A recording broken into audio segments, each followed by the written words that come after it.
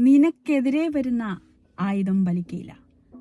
ഞാൻ ആത്മാവിൽ പറയട്ടെ, നിനക്കെതിരെ വരുന്ന യാതൊരായുധവും ഫലിക്കയില്ല. എനിക്കെതിരെ വരുന്ന യാതൊരായുധവും ഫലിക്കയില്ല.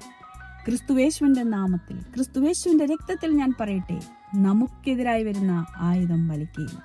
അതിനാൽ ഭയപ്പെടേണ്ട. നിന്നെ തകർക്കുവാൻ ഉന്നം വെച്ചുകൊണ്ടിരിക്കുന്ന, കെണിവെച്ചിരിക്കുന്ന, പതിയിരിക്കുന്ന ശത്രുവിന്റെ മുമ്പിൽ മേശയൊരുക്കുന്ന ദൈവം. നമ്മളുടെ കൂട്ടുകാരുടെ മുമ്പിൽ വെച്ച് മേശയൊരുക്കാമെന്നല്ല വചനം പറയുന്നത്. ശത്രുവിന്റെ മുമ്പിൽ, നിന്റെ ശത്രുവിന്റെ മുമ്പിൽ മേശയൊരുക്കും. നമ്മത് കാണും. അതെ, അതാണ് ദൈവത്തിന്റെ മഹത്വം.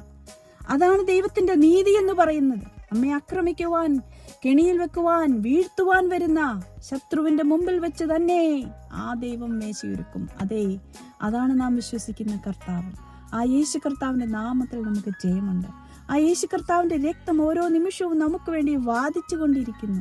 Praise God. ശത്രുവിനെയും പകയിനെയും മിണ്ടാതാക്കുവാൻ നമ്മുടെ വായിൽ കർത്താവ് ജയം തന്നിരിക്കുകയാണ്, ബലം തന്നിരിക്കുകയാണ്.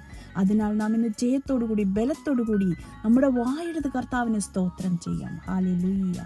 ശത്രുവിനെയും പകയിനെയും മിണ്ടാതാക്കുവാൻ we will praise him. Hallelujah. Praise God.